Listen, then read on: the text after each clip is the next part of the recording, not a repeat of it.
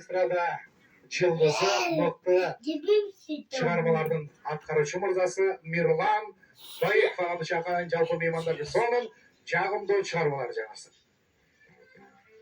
Чоң рахмат. Кутман кечиңиздер менен. Ассаламу алейкум, урматтуу жалпы тойго келген жалпы коноктор. Бүгүн Ракыя эжекебиздин 50 жаш юбилейи кут болсун. Мен бул жака иниси Дастандын атынан келип отурам. Дастан инимдин атынан келип отурам. Барыңыздарга бүгүнкү 50 жаш кут болсун. Эжеке бар болуңуз, аман болуңуз. Бүгүнкү баталардын бардыгы кабыл болсун сизге. Көп жашаңыз. Ошон үчүн адаммын дегендерди да берем. Калашларды бийге чакырабыз келиңиздер. Той кут болсун.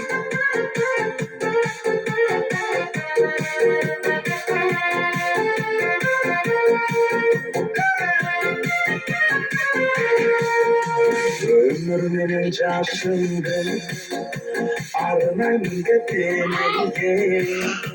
Men de cürme kendim, en gerekli yerinde.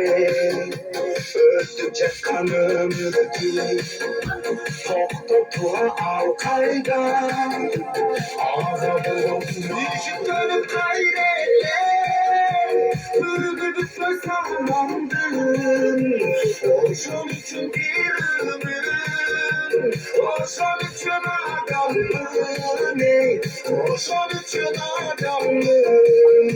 Men ömürdün çetine, getirgen sesgende, mazim gitti canımdı, hatıra beşerge, hatıra beşerge. Yaşaya bakalım, cazdık kıngıktımdır.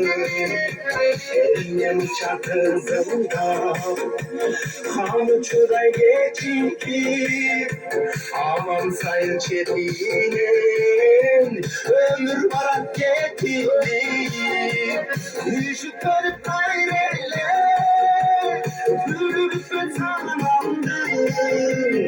Oşun için bir ömür, oşun için adamım, oşun için adamım. Men ömürdün çetin,